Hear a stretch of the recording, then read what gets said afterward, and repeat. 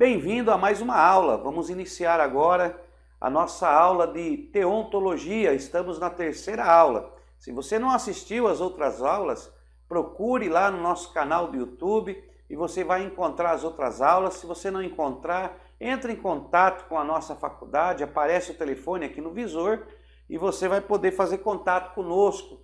Se inscreva aí no nosso canal do YouTube, ative o sininho, receba as notificações para que você possa estar nos seguindo, estar fazendo o curso. Também poderá estar visitando a nossa página no Facebook, CETAAD, poderá estar visitando o nosso site também, www.cetaad.com.br. No nosso site você terá também ali uma plataforma que vai lhe atender se você quiser saber toda a nossa grade curricular, os professores, as salas de aula presenciais. Se você quiser conhecer mais a nossa história, através do nosso site você vai ter este conhecimento. Tá ok? Então vamos dar sequência à nossa aula nesta noite e vamos continuar falando aqui. Então nós estamos falando sobre a pessoa de Deus. Nós vamos começar a falar sobre a pessoa de Deus. Na aula passada nós já falamos acerca de alguns atributos morais de Deus. Nós falamos acerca da santidade, do amor, da justiça, né? Falamos acerca desses atributos. Então nós vamos falar também nesta noite, vamos continuar falando e vamos falar neste momento sobre os atributos naturais de Deus. Existem alguns atributos que demonstram que ele é Deus. Então, o nosso Deus tem alguns atributos únicos. Nós chamamos de atributos naturais de Deus. Esses atributos nós reconhecemos como os três oni. Nós falamos disso aí, mas vamos agora detalhar aqui, ó, os três oni, né? Vamos pôr aqui, ó, os três oni, os três oni. Então, vamos dividir aqui, ó, e temos aqui os atributos naturais de Deus. O primeiro atributo natural é onipresença. Onipresença, né? Onisciência e onipotência, que são atributos naturais de um Deus.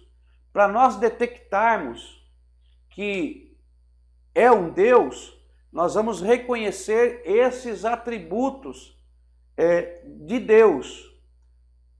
Para ser Deus, tem que ter esses atributos de onipresença, onisciência e onipotência.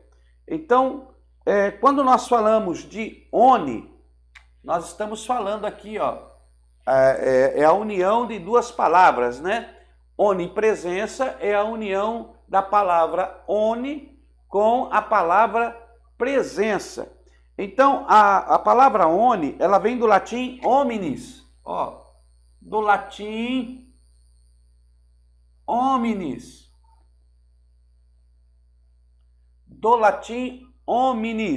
que significa tudo. Ó, tudo, que significa tudo. Então, quando nós falamos onipresença, e presença você já sabe que é a presença, né? O estar, o existir. Então, onipresença seria toda a presença, ou seja, a presença em um tudo, em todos os lugares.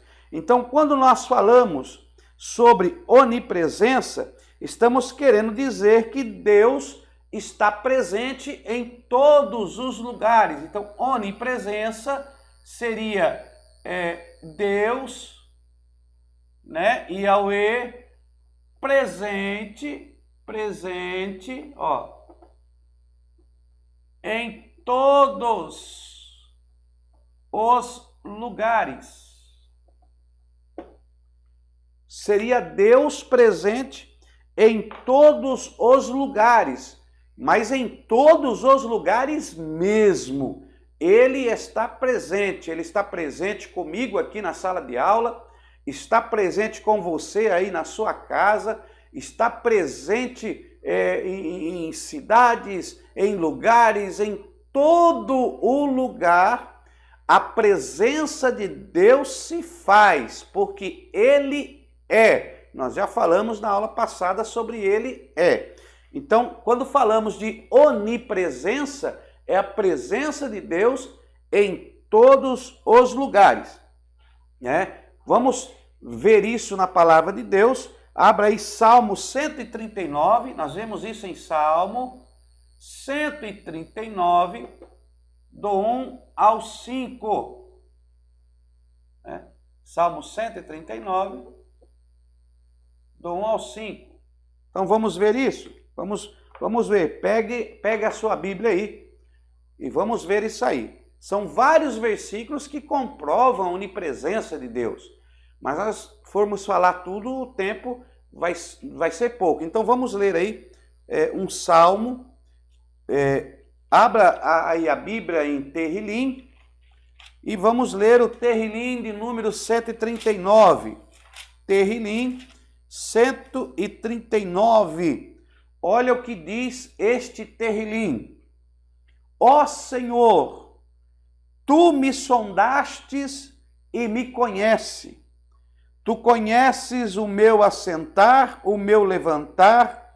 De longe entendes o meu pensamento. Esquadrinha o meu andar, o meu deitar. Conhece todos os meus caminhos. Sem que haja uma palavra na minha língua, ó Senhor, Tu conheces. Tu me cercaste em volta, puseste sobre mim a Tua mão. Tal conhecimento é maravilhoso demais para mim. Tal conhecimento é maravilhoso demais para mim, elevado demais para que possa atingir. Para onde me irei do Teu Espírito? Ou para onde fugirei da Tua face? Se eu subir ao céu, Tu aí estás. Se eu fizer nas profundezas a minha cama, Tu ali também estás. Olha, e aí continua. Em todos os lugares ele fala que Deus está. Então, Deus, ele é onipresente, porque não tem para onde você ir. E o salmista aqui está declarando, dentro do Salmo 139, eu falei Salmo agora, não quis dizer Terrilim, porque talvez muitos que estão nos assistindo aí ao vivo não entendem que o Salmo é Terrilim. Então eu peço para você que assista os nossos vídeos anteriores que você vai entender o que é o Terrilim. Então no Terrilim, no Salmo 139, por Davi, ele está dizendo que não existe lugar que se esconda da presença de Deus. Aonde for, você vai encontrar Deus. Deus se faz presente em todos os lugares. É lógico, irmãos, que nós estamos tentando compreender este Deus, como já falamos na primeira aula de teontologia, na segunda aula. Então, você já sabe que nós estamos tentando compreender, entender, conhecer, mergulhar neste Deus que é imaterial, que não está preso ao tempo presente que nós vivemos. Ele não está preso ao cromos, porque ele vive no Kairos. Kairos é a eternidade de Deus, é aonde Deus habita como único Deus verdadeiro, onipresente, onisciente, onipotente, este Deus que está transcendente aos nossos conhecimentos humanos. Então, você já aprendeu antropomorfismo, antropopatismo. Então, nós estamos usando de alguns preceitos para formar um conceito da pessoa de Deus, para que nós possamos entender na nossa pequenez e compreender, nem que seja um pouquinho, sobre este Deus que é incompreensível para a mente humana. Nós não podemos esgotar o nosso conhecimento de Deus e não podemos estudar a Deus. Não tem como nós dizer, não, eu sou formado em teologia, eu sou formado na pessoa de Deus. Não tem como. O nosso Deus sempre vai estar além da nossa compreensão, porque Deus é espírito, né? Não está preso ao mundo físico.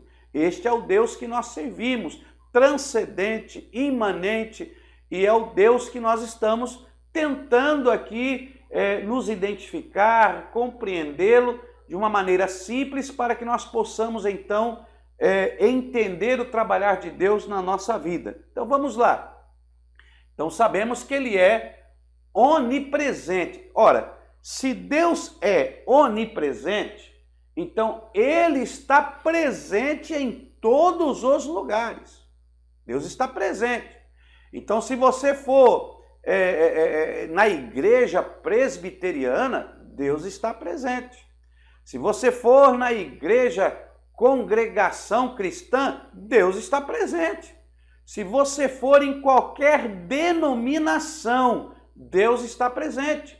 Se você for na casa de seus pais, Deus está presente. Se você for trabalhar no serviço, Deus está presente. Não existe um lugar específico que Deus só está ali. Deus, ele é onipresente e ninguém pode fugir da presença ou se esconder da presença deste Deus. Então essa é a primeira compreensão que você tem que ter, né? Então aí você fala assim, mas pastor, se tiver um comício, se tiver um show, carnaval, Deus está lá no carnaval?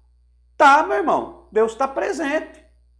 Se você disser que Deus não está lá no carnaval, então você está dizendo que Deus não é onipresente. Se você reconhece esse atributo natural deste Deus todo glorioso, que é incompreensível para a mente humana, se você entende que esse Deus, ele é onipresente, ele é tudo em todos, e ele preenche todos os lugares da criação, então, se ele é onipresente, ele está em todos os lugares. E ponto final, ele está presente. Se uma pessoa for lá no bar do seu Joaquim, e lá ele está tomando uma cachaça, está participando dos jogos, está lá jogando uma sinuca, Deus está presente. Se você for para o sítio, for tomar banho de piscina, Deus está presente. Então, Deus está presente em todos os lugares e Ele te contempla. Por isso, ninguém pode fugir da presença de Deus. Esse é o primeiro ponto. Deus é onipresente, está em todos os lugares. Olha, Elias fugiu para uma caverna, e achou que estava escondido de Deus. E Deus falou o que para ele? Ô Elias, tu faz o que aí? Jonas foi se esconder no porão do navio, mas Deus estava presente. Deu para entender, meu irmão? Tudo que você fizer, então você tem que ter a primeira concepção deste Deus que é imanente, esse Deus que é transcendente, esse Deus que é onipresente. Então Deus está aonde você vai. Então quando você está lá no seu serviço trabalhando, quando você está conversando com seus amigos, tudo que você está fazendo, Deus está contemplando. Se você entrar num banheiro, trancar a porta e fizer qualquer coisa sozinho, o homem não está te vendo, mas Deus está presente. Tá? Deus está presente até nesses lugares de promiscuidade, Deus está presente. Agora, o que nós temos que entender é que existem duas maneiras de Deus estar presente. Deus, ele é onipresente, ele está em todos os lugares. Mas aí, dentro da presença de Deus, você tem que aprender, primeiro, letra A presença, presença ativa. E letra B, presença passiva. Então temos aí a presença ativa e a presença passiva. Pastor, o que é presença ativa e presença passiva? A presença passiva de Deus é que Deus está presente na presença passiva. Ele está presente, ele está contemplando, porém ele não se manifesta.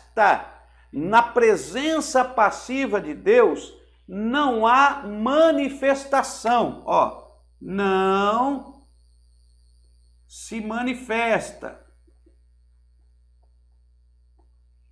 Ó, não se manifesta. Tá dando para compreender aí? Então, na presença passiva, Deus não se manifesta, mas ele está presente, contemplando tudo com olhos de fogo, contemplando tudo com uma visão perimétrica que alcança todos os lugares. A visão periférica de Deus que alcança tudo. Deus vê tudo. Deus, ele está presente em tudo. Então, Deus está ali. Deus está presente, mas Deus não se manifesta. A presença de Deus, ela é passiva, sem manifestação. Ele não fala, ele não responde, ele te ouve, ele te vê, mas ele não faz uma interlocução com você. Então é a presença passiva. E a presença ativa, aí sim, é quando há a manifestação. Aqui há manifestação. Ok? Então, na presença ativa de Deus, aí sim, Deus ele recebe a adoração, ele recebe o louvor, as suas atitudes, a sua maneira de viver, a sua maneira de realizar as coisas, trazem a manifestação. Aí Deus está presente e Deus vai te responder. Deus está presente e Deus vai falar com você. Deus está presente e Deus vai tocar em você. Deus está presente e vai haver uma manifestação. Então, Deus está presente em todos os lugares. A diferença é que a presença ativa, aonde há manifestação, aonde Deus demonstra para o homem que ele está presente, e há a presença passiva, onde Deus está presente, porém ele não se manifesta. Tá ok? Então deu para entender? Então, em alguns lugares, Deus está presente, porém, ele não se manifesta, ou devido ao ambiente, ou porque ele não quer, aí tem a vontade dele, que nós vamos falar daqui a pouco. Então, ele está presente, porém, ele não se manifesta. Então, a primeira coisa que você tem que entender da onipresença de Deus, tá bom? Então, temos aí a onipresença, Yahweh presente em todos os lugares, segundo aqui o Terrilim 139, os versos 1 ao 5, para onde eu irei? Para onde irei? Onde fugirei da sua presença, se o Senhor está em todos os lugares? Agora, aonde é a presença ativa e a passiva? Para você entender, dentro de uma racionalidade humana, é como se você estivesse vendo o mal feito, você está ali contemplando o seu filho, lá você está num cantinho escondidinho, está contemplando o seu filho e você fica ali assim, ó, só observando. E o seu filho está fazendo mal feito lá na sua sala, ou o seu filho está lá quase quebrando lá aquele troféuzinho seu que você gosta tanto, ou quase derrubando um copo no chão. Você está vendo que o seu filho, você até ainda pensa, vai dar problema. Ele vai, eu já estou vendo que vai fazer mal. E você está vendo, mas você fica sem interagir com o seu filho. Você fica no canto, o seu filho não te vê, porque você não está interagindo. Você está num canto escondido, vendo o seu filho fazer o errado, e você não fala nada. Isso aí se chama a sua presença passiva, aonde não há uma interação. Ao contrário, quando você vê que o seu filho vai cair da cadeira, você vê que o seu filho está fazendo algo errado, está tentando se equilibrar, vai cair, e o seu filho não está te vendo, porém você corre e apara ele, segura ele. Então há uma interação, e aí você se torna uma presença ativa na vida do seu filho. Então o pai também pode oferecer na vida do filho uma presença ativa ou uma presença passiva. Deu para entender? Então isso é a presença de Deus. Então guarde isso, faça as anotações e vamos partir para mais para frente. Essa é a onipresença, Deus presente em todos os lugares. Aí temos então a onisciência. Agora temos a onisciência. Onisciência. Oni do latim hominis, que significa tudo, toda a ciência. Então a palavra oni junta com ciência, que tem a ver com o conhecer, com o conhecimento, tanto das coisas que existem, como das coisas que ainda não existem. Então Deus ele tem toda a ciência, Deus ele tem todo o conhecimento, tá? Então aqui nós temos Yahweh,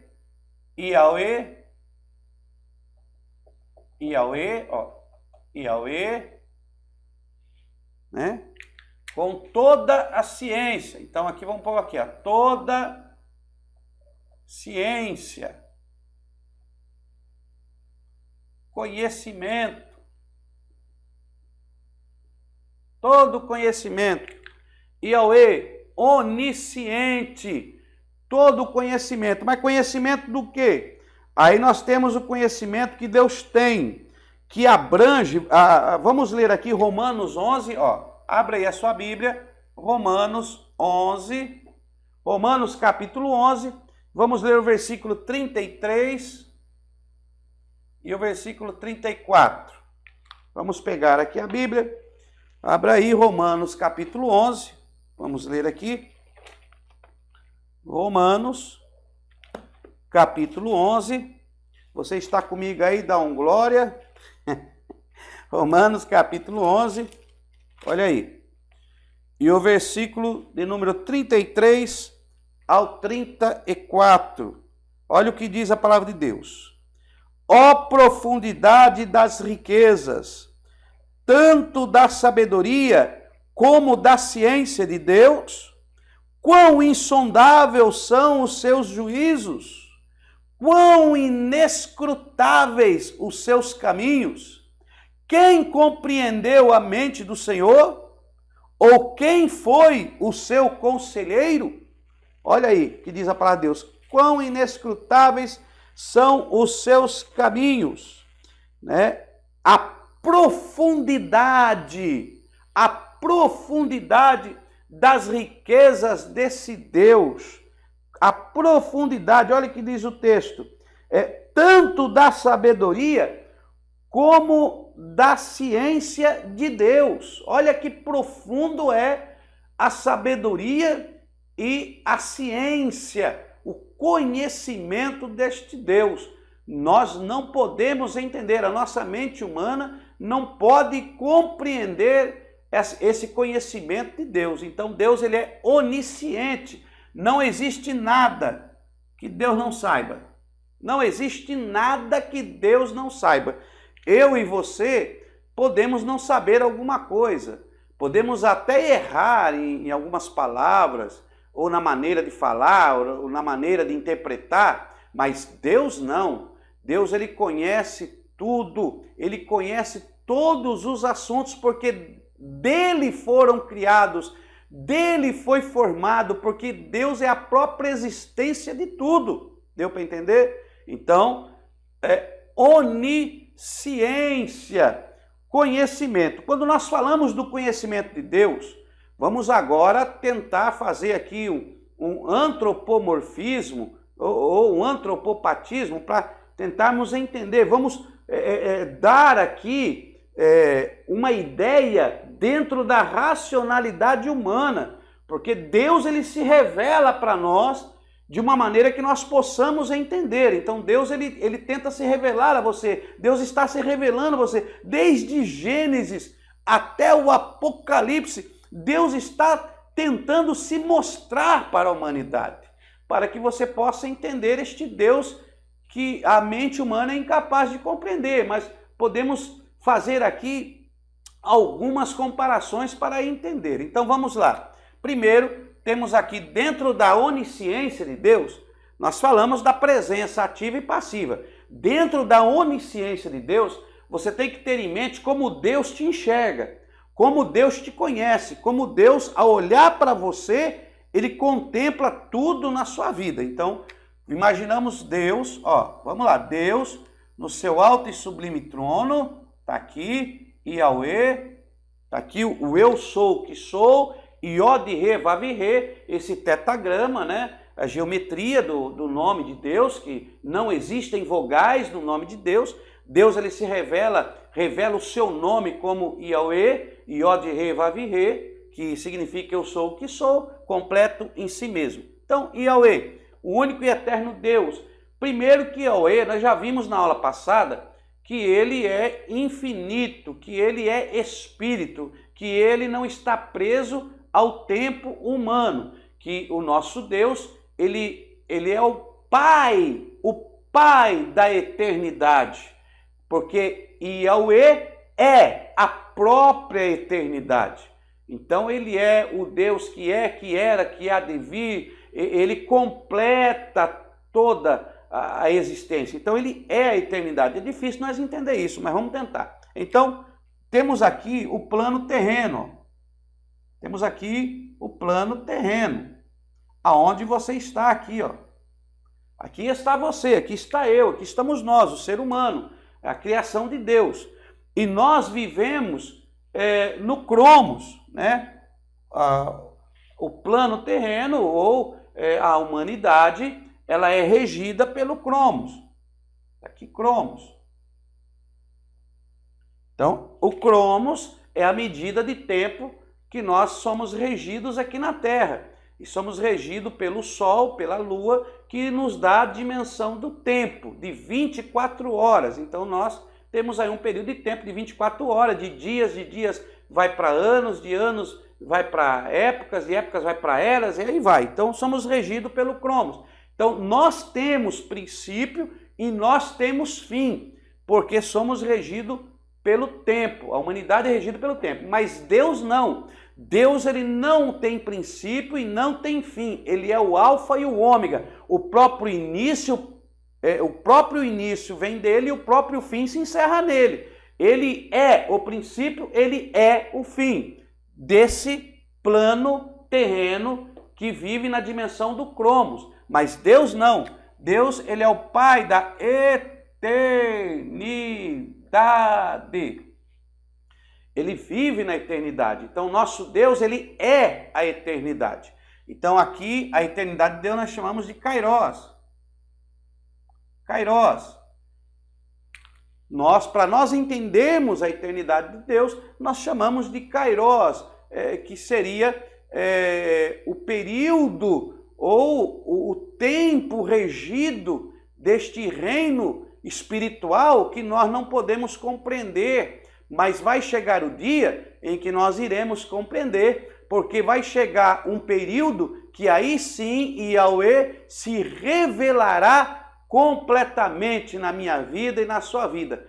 Mas por enquanto nós o vemos em partes, por enquanto nós o vemos em fragmentos, mas vai chegar o dia em que nós vamos ter a completa revelação. Então vamos lá. Todo conhecimento. Então, quando Deus ele olha para nós da eternidade, Deus contempla dentro do cromos, Deus tem o conhecimento e a contemplação do passado, do seu passado, do presente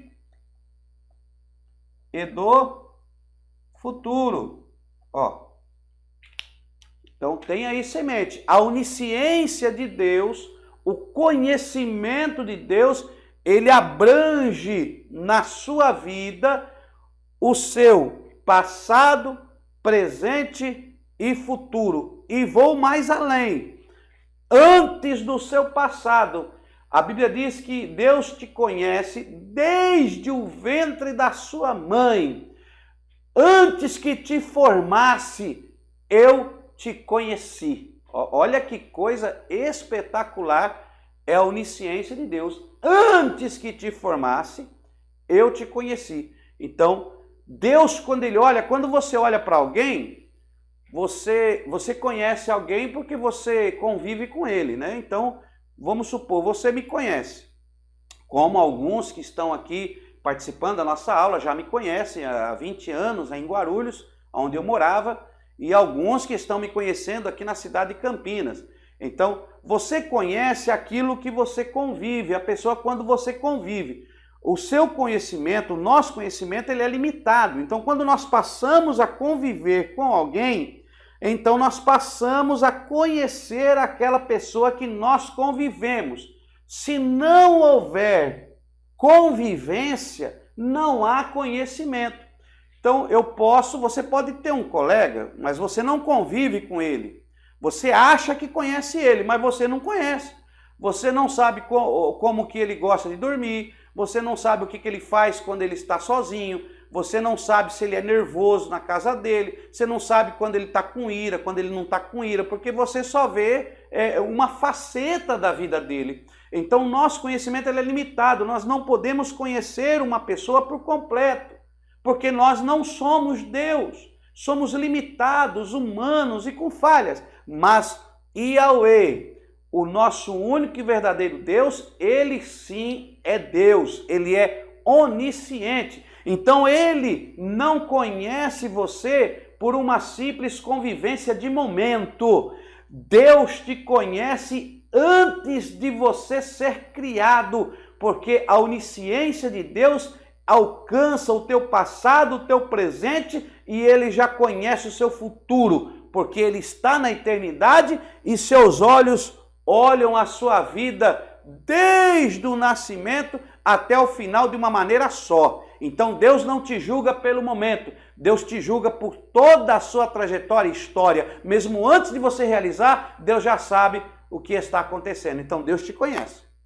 Isso é onisciência, ele tem toda a ciência. Existe um dom, que é o dom da ciência, né? A palavra do conhecimento, a palavra da ciência. Nós vamos falar desses dons que são dons que é entregue aos homens pela pessoa do Espírito Santo, quando nós fizermos a matéria de paraclitologia. Então nós vamos estudar isso aí também, vamos entender um pouco mais. Então você tem que entender desses atributos naturais que o confere como Deus, né? E quando nós olhamos para Satanás, Satanás não tem isso aqui, Satanás é limitado. Ele não é finito igual nós, ele é espírito. Nós vamos ver isso, não vou adentrar porque nós vamos estudar isso dentro da matéria acadêmica de angelologia, que é uma matéria acadêmica dentro da teologia sistemática, onde nós iremos entender um pouco sobre a respeito desses seres celestiais que nós encontramos na palavra de Deus e que podemos, dentro de um conceito, entender que eles existem e que estão aí entre nós no mundo espiritual. Então nós vamos falar disso. Então por isso que eu não quero me aprofundar. Então por causa desses atributos que nós encontramos no nosso Yahweh, que nós sabemos que Satanás não é Deus, nunca foi Deus e nunca será Deus, porque ele não é onipresente, ele não está em todos os lugares, ele não é onisciente, ele não tem todo o conhecimento, e também não é onipotente. Então aí temos aqui a onipresença ativa e passiva, temos então a onisciência, o conhecimento, o saber do passado, presente e futuro, que o nosso Deus não está preso ou limitado a essa dimensão terrena, porque ele é eterno, ele é o Pai da eternidade, dele e por ele foram feitas todas as coisas. E também o terceiro atributo, que é a onipotência. Então vamos aqui para onipotência. Ó, já falamos da onipresença, agora vamos para onipotência. O que é onipotência? É a união da palavra oni com a palavra potência. Então temos aqui do latim o oni, do latim omnis, que significa tudo, Então toda potência, potência de poder. Então onipotência, ele tem todo o poder. Vou agora até ser mais preciso. Não vou nem dizer que ele tem, porque se ele tem, ele foi dado. Mas o nosso Yahweh, ele é todo o poder. Ele é o poder. Então, o nosso Deus, ele é todo o poder, né? Todo poderoso. Então, ele é todo poderoso nas 3 esferas. Vamos pôr as 3 esferas do poder de Deus. Aí ele é todo poderoso, moral, físico e espiritual. Então ele tem todo o poder moral, físico e espiritual. Ele tem todo o poder. Vamos ver aqui a palavra de Deus. Qual é a esfera do mal, né? A esfera moral. A esfera moral é que ele tem todo o poder do mal. A esfera moral. Não se pode, o mal não consegue atingir a moralidade de Deus por causa dos atributos morais que estão incluídos neste Deus Todo-Poderoso, que não está limitado ao tempo. Nós falamos dos atributos na segunda aula. Falamos de santidade. Então, não tem como manchar a moral deste Deus, porque ele tem todo o poder moral está sobre este Deus. Né? Deixa eu correr, senão o tempo não vai dar. Nós temos muita coisa para falar. E o poder físico, né? Deus tem o poder sobre a física, sobre aquilo que é material. Então ele tem todo o poder, tanto que pela palavra do seu poder, todas as coisas foram criadas. Aonde você encontra todo o poder de Deus sobre o material, sobre o físico? Em Gênesis. Pelo poder da palavra, que haja isso, que haja aquilo, que haja animais que rastejam, que haja peixes, que haja... E foi havendo, pelo poder da sua palavra, né? E quando nós lemos lá Gênesis, bara Elohim, bara é uma palavra que é criar do nada, e tem o achad, que é criar de algo já existente. Nós vamos falar disso mais para frente. Mas bara Elohim, e criou Deus do nada, do nada, do nada. Deus não precisou de nada para criar. Ele só disse que haja luz, que haja isso, que haja aquilo. Você vai ver o poder, todo o poder. Você vai ver a onipotência de Deus estampada nos escritos de Gênesis, de Bereshit, do início do livro do Pentateuco, que faz parte da Torá, né? Ali no Bereshit você vai achar o poder sobre a física, o poder sobre a matéria. Deus tem todo o poder. Imagine esse poder de Deus ao ponto de uma matéria estar deteriorada, cheirando mal, apodrecendo, e Deus dá uma ordem sobre a matéria, dizendo: matéria, volta. Olha, meu Deus, irmão, isso é coisa gloriosa. Quando você lê lá, né, a palavra de Deus, de Lázaro, Jesus fez o que, irmão? Lázaro, sai para fora. O poder sobre a matéria. Então, Deus ele é onipotente, ele tem todo o poder moral, ele tem todo o poder do físico e todo o poder espiritual. Apocalipse 20:10. Eu vou ler aqui, Apocalipse 20:10. Vamos ler aqui. Apocalipse capítulo 20, versículo 10. Apocalipse 20, 10. Olha o que diz aqui. E o diabo que os entregava foi lançado no lago de fogo e enxofre, onde estão a besta e o falso profeta. De dia e de noite serão atormentados para todo sempre. O juízo final, né? E aí temos aqui a declaração em Apocalipse que o diabo que os enganava foi lançado no lago de enxofre, né? Os anjos maus, os desviados, tudo lançado. Olha o poder de Deus sobre a espiritualidade. Pegar um ser que é espírito, que não possui corpo físico, um ser que também não está preso ao cromos, um ser celestial que existia no Kairós, existe no Kairós, na eternidade. Deus pegar este ser, olha a autoridade sobre os seres celestiais, que são imortais, que estão em outro patamar de regência, não estão sendo regidos pelo cromos, eles são regidos pelo Kairós, e mesmo assim, Deus tem poder sobre eles. Então Deus, Yahweh, é onipotente, tem todo o poder sobre o mundo espiritual também, tá? Deu para entender aí, né? Então vamos falar aqui um pouco, deixa eu pegar aqui o pano, vamos falar sobre este Deus, e falamos aqui da onisciência, que são os atributos naturais de Deus, e vamos falar então, tentar entender sobre a personalidade deste Deus. Será que Deus tem personalidade? O que é ser pessoal? Então vamos falar aqui, ó, personalidade.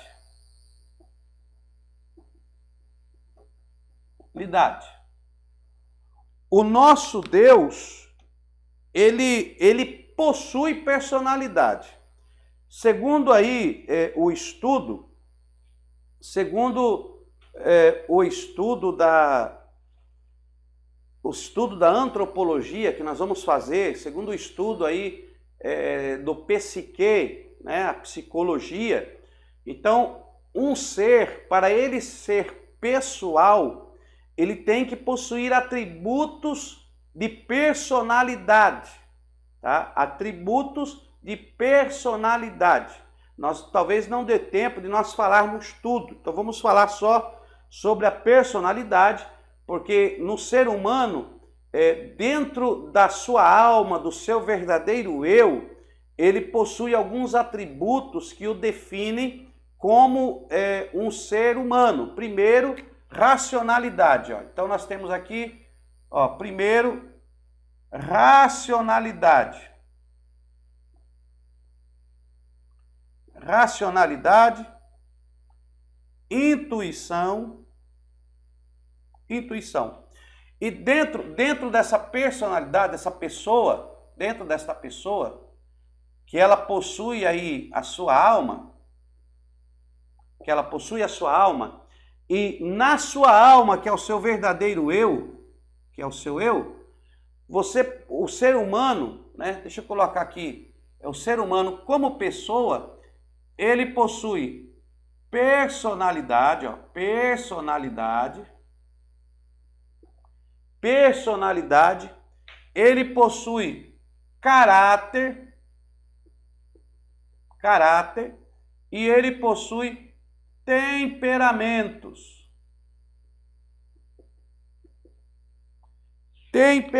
Então, todo ser humano, para ele entrar na existência como ser humano, ele precisa ter racionalidade e intuição.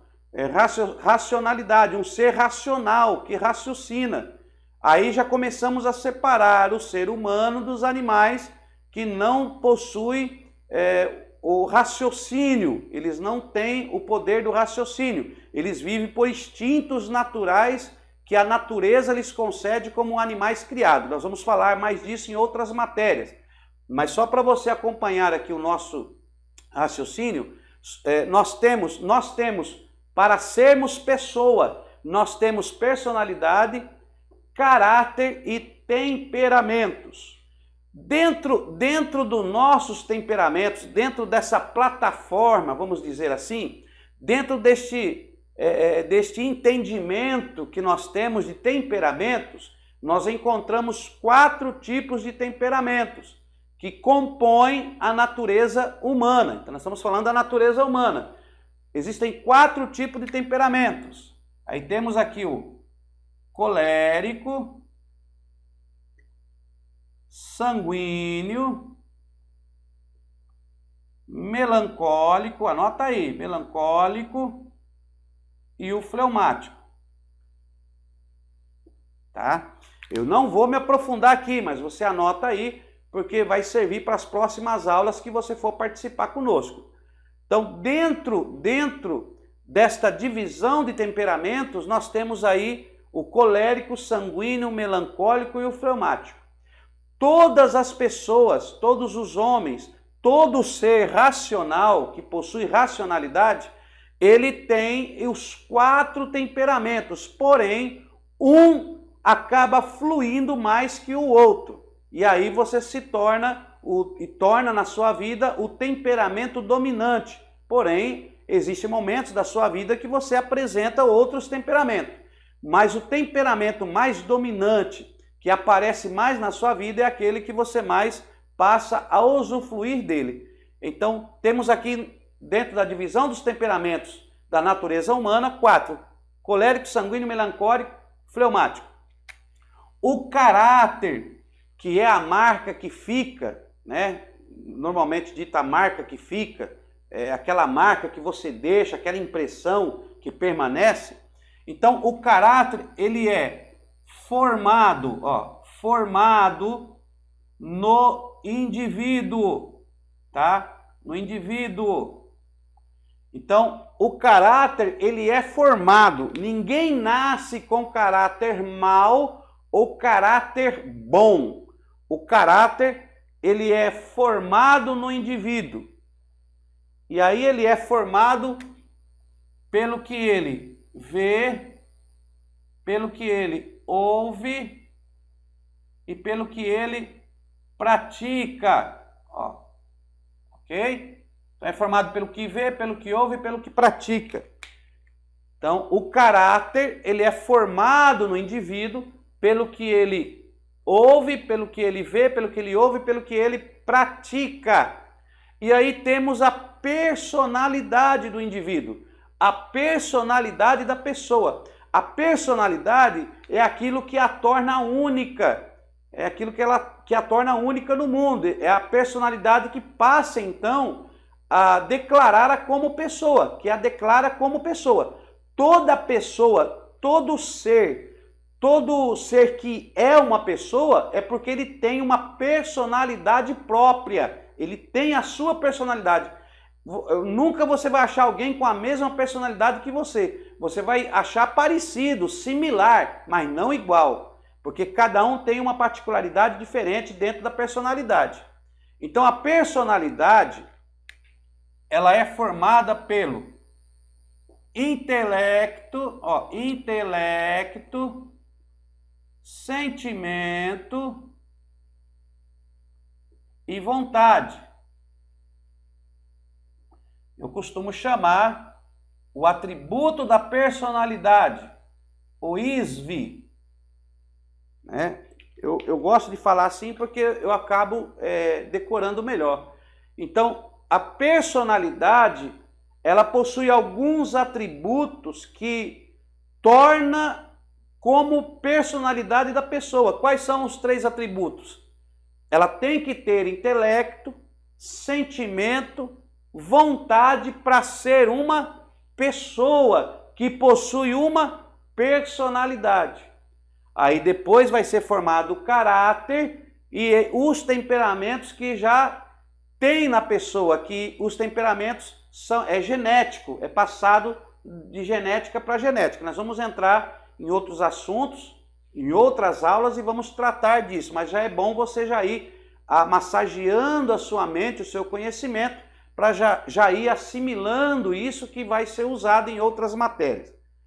Por que eu estou falando isso? Porque se nós fomos criados, se Deus nos criou a sua imagem e a sua semelhança, então Deus, Ele colocou em nós aspectos semelhantes de Deus. Ele colocou em nós aspectos que traz uma imagem de Deus, que nos faz ser parecidos com Deus. Então, a nossa mente não tem compreensão para entender a Deus. E volto a repetir, a teontologia não é uma matéria que vai te ensinar, te formar em conhecer Deus. É apenas uma matéria acadêmica que vai abrir a janela do seu conhecimento para tentar entender este Deus que quer se revelar para você a cada dia, usando de uma forma de linguagem compreensiva para você. Deu para entender? Então eu não estou esgotando e dizendo, ó, é assim, não. Eu estou abrindo a janela para você como professor, eu estou querendo que você abra a sua mente para compreender ou tentar compreender o que Deus quer revelar para a sua vida. Então, temos aqui Deus, então nós vamos ver agora a personalidade. Então temos aqui a personalidade, ó, de Yahweh. Yahweh. Então, dentro da personalidade de Yahweh, dentro do ser espiritual,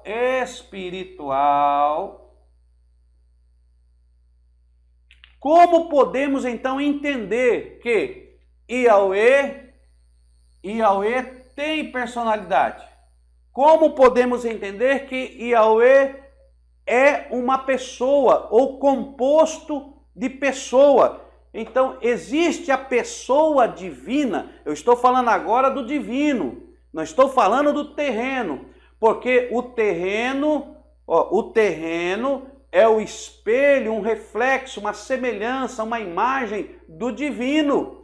Porque lá em Gênesis você vai ler que Elohim, ele declarou dizendo, façamos o homem à nossa imagem e semelhança. E você vai ler o versículo que está registrado, e assim os fez, e assim o fez. Então foi-nos entregue a imagem e a semelhança de Deus. Apesar que a semelhança foi manchada. A imagem nós temos, mas a semelhança ela foi manchada. Nós vamos fazer a matéria de ramartiologia, e dentro da ramartiologia nós iremos entender este processo de imagem e semelhança e o que aconteceu para perdermos isso da presença de Deus. Então, se nós fomos criados à imagem e semelhança, e a ciência comprova que nós temos esses atributos na nossa alma, na nossa psique, então nós sabemos que o nosso Deus, que é um ser espiritual, nos criou de uma maneira que nós possamos entender. E Deus vai se revelando para que nós entendamos que há uma essência em nós que proveio dele e que ele não é uma máquina, que ele não é um robô, que ele não é uma mera coincidência ou um mero acidente do universo. Não. Nós vamos entender através do nosso conhecimento humano e dentro da revelação de Deus, nós iremos entender que Deus é uma pessoa, que a divindade, que Yahweh, este poderoso e eterno, então o eterno, ele é uma pessoa. E se ele tem uma personalidade, o nosso Yahweh, ele para ser pessoa, para nós dizermos que Yahweh tem personalidade, então ele também teremos que comprovar nele o intelecto, sentimento e vontade. Então nós temos que encontrar esses atributos na pessoa de Yahweh. para nós dizermos, não, Yahweh é uma pessoa, ele existe. Então nós temos que, dentro do conhecimento que nos foi dado, humanamente falando, nós vamos então conhecer que Deus ele é um ser pessoal dentro da sua revelação através da sua palavra. Ó, vamos ler Isaías 14, 24. Deixa eu colocar aqui. Abra a sua Bíblia aí. Isaías 14, 24. Vamos ler. Pega a sua Bíblia aí, meu irmão. Isaías 14, 24. Vamos ler aqui. Eu estou abrindo a minha devagar, que é para nós acompanharmos junto. Né? Como é que está a transmissão aí, meus irmãos? Está bom a transmissão? Estão me ouvindo bem? Hoje está indo bem a transmissão? Isaías capítulo 14, versículo 24. Olha o que diz o texto da palavra de Deus. Isaías 14, 24. O Senhor dos exércitos jurou, dizendo: como pensei, assim sucederá, e como determinei, assim se efetuará. Olha o que Deus está dizendo. Como pensei, assim sucederá. Como determinei, assim se efetuará. Então Deus está dizendo, como pensei. Então essa passagem de Isaías está nos mostrando, Deus revelando que ele pensa. Que ele pensa. Se ele pensa, o nosso Deus ele pode formular ideias, pensamentos. Lógico que os pensamentos de Deus não estão limitados ao terreno, porque o nosso Deus é transcendente, mas é dado esse antropopatismo a Deus. Nós usamos dessa forma antropopatisma para que nós possamos entender que Deus ele é um ser que ele tem intelecto, ó, intelecto.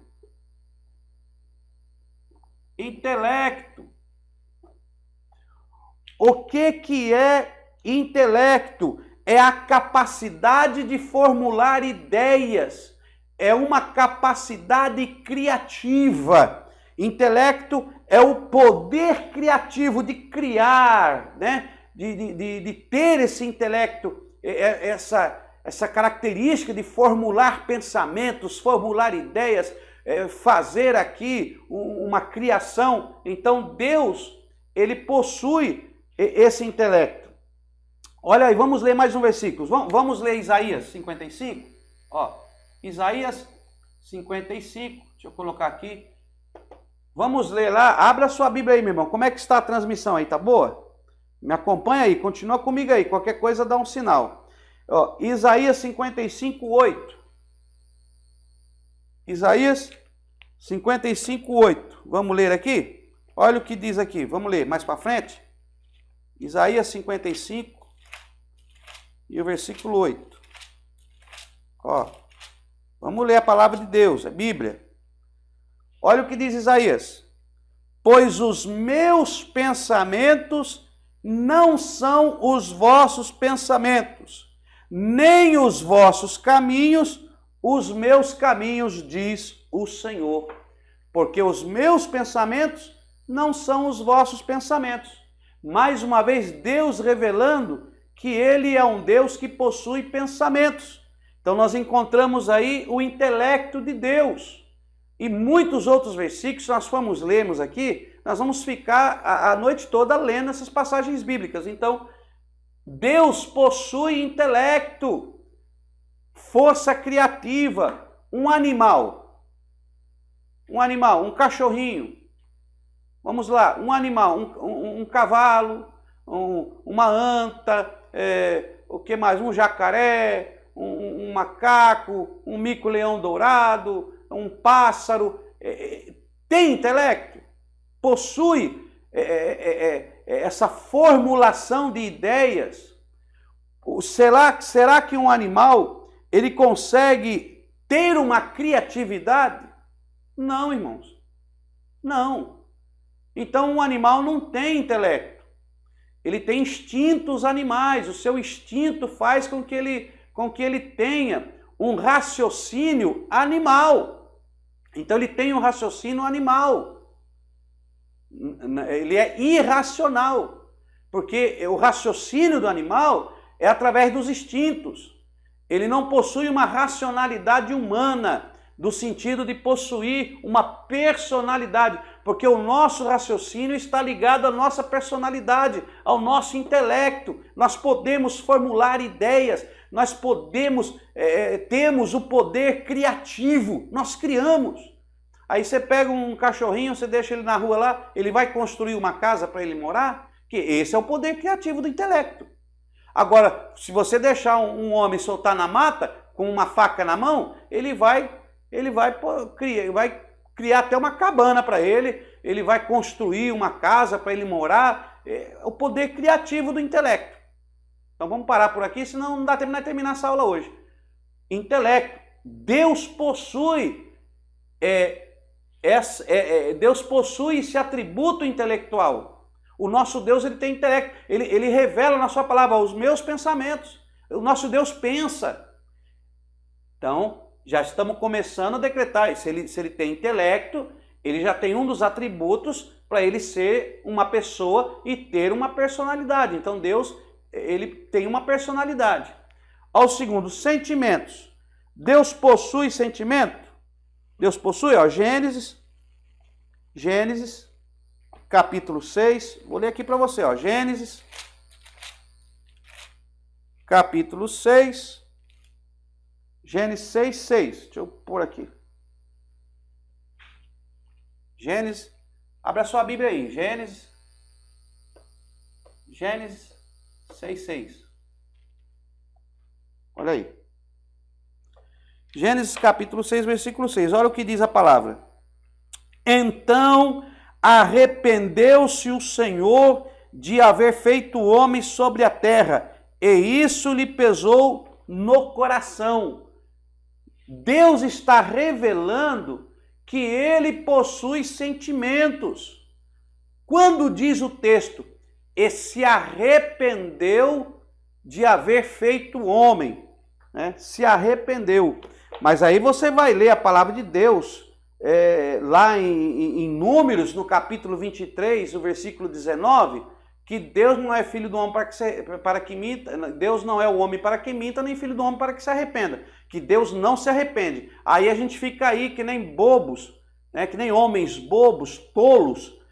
Não, Deus se arrepende, Deus se arrepende. Não, Deus não se arrepende, Deus não se arrepende. Quando o texto diz que Deus se arrepende, é porque o escritor está aplicando antropopatismo, dando sentimentos humanos a um Deus que não possui sentimentos humanos. Então você não pode tentar entender esse arrependimento de Deus como o arrependimento humano, meu irmão. Nós nos arrependemos no sentido de voltar a fazer de novo, no sentido de que fizemos errado. Então, quando você se arrepende, é porque você reconhece o seu erro. E Deus não erra. Ele é onipresente, ele é onisciente, ele é onipotente, ele não erra. Tudo que Deus faz tem um propósito. Deus não faz nada errado. Por ele não errar, Deus não se arrepende.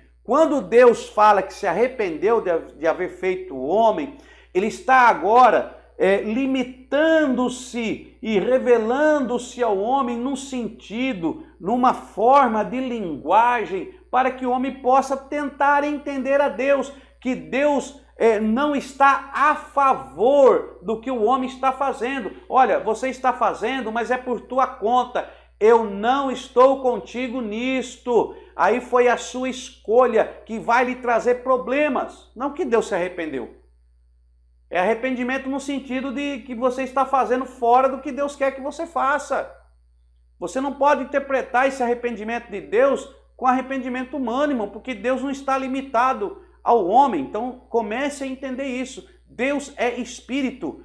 Deus é o eterno. Ele é o alfa e o ômega. Então isso aí é uma maneira de nós entendermos isso, é usando o antropopatismo. Isso é uma maneira antropopática de Deus se revelar ao homem, para que você entenda. Por isso que a nossa mente é muito pequena, meu irmão. Ó, Deus possui sentimento? Claro que Deus tem. Deus está revelando que ele tem sentimentos. Sentimentos de sentir. Ele sente sentimentos de emoção, sensibilidade. Deus é sensível. Ele tem emoção. Ele já na palavra de Deus nós vamos ver momentos que Deus se irou e Deus se irou. Sentimento. Mas ele demonstra esse sentimento de uma maneira antropopatisma, onde nós colocamos sentimentos a um Deus que é espírito, que não tem sentimentos humanos. Então você tem que entender isso, senão vai ficar difícil de você fazer interpretações da Bíblia. Aí você vai colocar defeito em Deus. Tem pessoas que colocam defeito em Deus. Deus é isso, Deus é aquilo, Deus não é o que vocês estão pensando, Deus é limitado, Deus é finito. Já estão até matando Deus já. Sentimento, que é um atributo de personalidade, que torna uma pessoa única, uma pessoa diferente das demais, uma marca de personalidade. E agora vontade. Deus tem vontade? Olha, Deus tem vontade? A vontade de Deus. Então vamos ler isso aí, Isaías 46:10. Ó. Isaías 46:10. Vamos ler só isso aqui, senão não dá tempo. Isaías 46:10. Marca aí, pega a sua Bíblia aí, vamos ler, meu irmão, isso aí. Isaías 46, versículo 10. Olha o que diz o texto. Eu anuncio o fim desde o princípio, desde a antiguidade, as coisas que ainda não sucederam. Eu digo, o meu propósito subsistirá e farei toda a minha vontade. E farei toda a minha vontade. Então Deus tem vontade. Deu para entender? Deus tem vontade. Que Deus está dizendo, eu farei toda a minha vontade. Então, tem vontade de Deus. Agora, existe 3 tipos da vontade de Deus. Olha, vontade de Deus. Há 3 formas da vontade de Deus interagir com o homem, interagir com a sua criação. 3 tipos. Existe a vontade permissiva, ó, vontade permissiva, vontade permissiva, que é onde Deus permite que alguma coisa aconteça, então Deus ele usa da sua vontade permissiva. Existe a vontade soberana, vontade soberana, e terceiro, a vontade condicional. Então marca aí, condicional. Então nós temos Deus com uma vontade, ele faz o que ele quer fazer, ele faz. O objetivo dele vai ser feito, a vontade dele vai ser realizada. Sempre a vontade dele vai ser realizada. Agora você pega esses atributos de pessoa que estão dentro da alma de Deus, porque se ele tem personalidade, ele tem uma alma. Então na alma de Deus, Deus na sua alma, no seu verdadeiro eu, eterno, Senhor, alfa e ômega, ele tem o seu intelecto, o seu sentimento e a sua vontade. E a vontade de Deus ela é permissiva, soberana e condicional. O que é vontade permissiva? O próprio nome já diz, é quando Deus tem a sua vontade, mas ele permite. Então entra em efeito a vontade permissiva. A vontade soberana é quando a vontade dele é realizada, independente de qualquer coisa. Aí a vontade de Deus é soberana. Você queira ou não queira, você vai fazer a vontade dele. Exemplo, Jonas. Pode ir pode descer para Tarse, pode comprar passagem, pode se esconder no porão, ele busca você lá e te leva onde ele quer por causa da vontade soberana. E a vontade soberana não tem como fugir. E a vontade condicional. A vontade condicional é que aquela vontade de Deus só vai acontecer na sua vida se você cumprir condições. Então exige condições para que aquela vontade de Deus aconteça na sua vida. Por exemplo, a vontade de Deus é que você se salve. A vontade de Deus é que você se salve. Então é a vontade de Deus na sua vida, que você se salve. Mas existem condições para isso. E se você não aceitar as condições, então você não vai ser salvo. É a vontade de Deus condicional. Essa vontade de Deus na sua vida exige condições. Amém? Então vamos parar por aqui, porque se eu for falar tudo, não vai dar tempo. Então nós vamos parar por aqui essa parte.